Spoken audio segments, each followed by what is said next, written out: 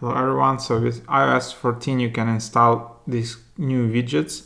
So just enter the jiggle mode, tap on the plus, either in top left or top right, and then depending on the apps you have, this is the widget you can install. So you can install also like Nextdoor. So see what's happening nearby, top posts and top posts like that. So just tap add widget. And of course you will need to have your Nextdoor app installed as well on the same device. And then just exit the jiggle mode. I think it should update.